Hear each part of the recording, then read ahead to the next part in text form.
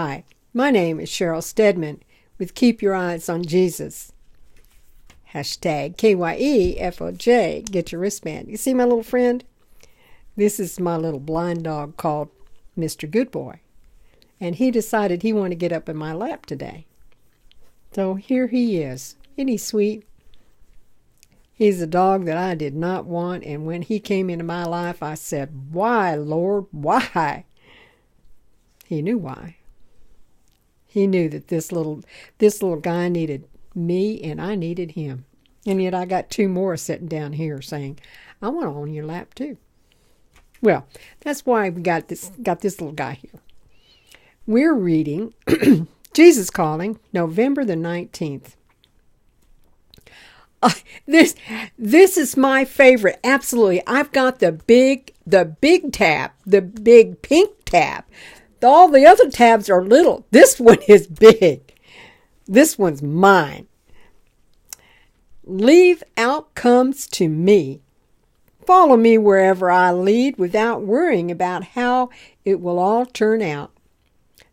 Think of your life as an adventure with me as your guide and companion. Live in the now, concentrating on staying in step with me. When our path leads to a cliff, be willing to climb it with my help. When we come to a resting place, take time to be refreshed in my presence. Enjoy the rhythm of life lived close to me. You already know the ultimate destination of your journey, your entrance into heaven.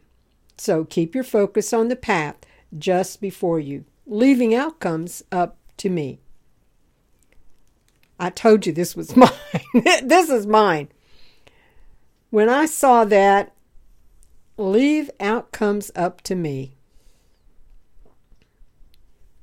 Follow me wherever I lead without worrying about how it will all turn out. How many of us are guilty of not doing that? I'm guilty. Oh. Why do we worry about how the outcome should be? Do we not trust Jesus to tell us what to do, to know that whatever is in our path is good for us? Oh, you're questioning it, aren't you? You're saying, well, maybe that wasn't the right turn for me. How did I know that was what God wanted me to do? How did you know it wasn't? How did you know that it wasn't? Just like, how did I know that this little guy came into my life? How did I know it wasn't? The first thing I said to God was, "Why me, Lord? I don't need another dog." But he said, "Yes, you do." He said, "Leave the outcome to me. Leave the outcome to me. I know the end. I know how this little guy's going to affect your life." And here he is in my lap. With that, I'm going to go right into Psalm 27 because it's a good one. They just keep getting better and better every day.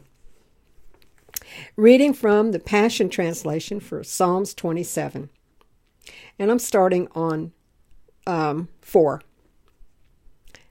Here's the one thing I crave from God, the one thing I seek above all else.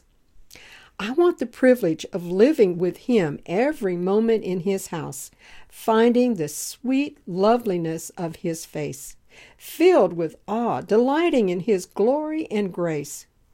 I want to live my life so close to Him that He takes pleasure in my every prayer. In His shelter in the day of trouble, that's where you'll find me, for He hides me there in His holiness. He has smuggled me into His secret place, where I kept safe and secure, out of reach from all my enemies. Lord, when you said to me, "Seek my face," my inner being responded, "I'm seeking your face with all my heart." Now, teach me all about your ways and tell me what to do. Yes, I totally trust you to rescue me one more time. Here's what I've learned through all this. Don't give up. Don't be impatient. Don't be entwined as one with the Lord. Be brave and courageous, and never lose hope. Yes, keep on waiting, for he will never disappoint you. Gosh, I don't know about you, but I've got an asterisk. Not only do I have this marked in my Bible, I've got an asterisk by it. So I'm going to say it again. Here's what I've learned through it all. You could say that about your life. I could say that about my life. Here's what I've learned through all my life. Don't give up. Don't be impatient, but be entwined as one with the Lord.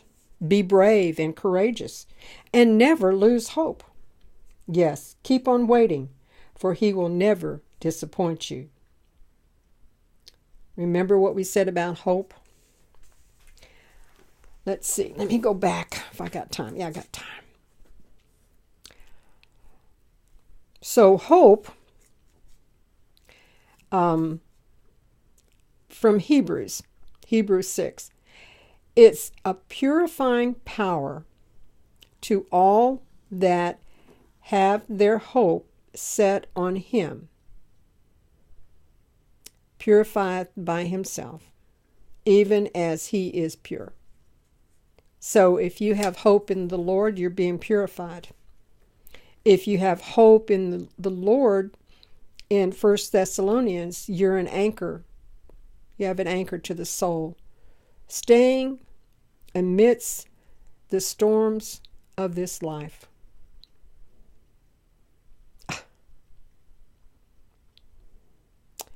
Endurance under trial is the effort of waiting for Jesus, the coming of Jesus.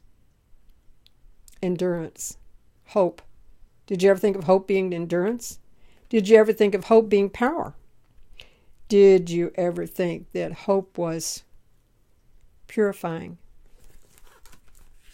That's what it says in the Bible. So, leave the outcomes to me. Enjoy the rhythm of life lived close to me. Keep your focus on the path just before you. Not way ahead of you, but just before you. What is just before? It means right there. The next step. Not the next 10 steps, not the next 20 steps. The next step.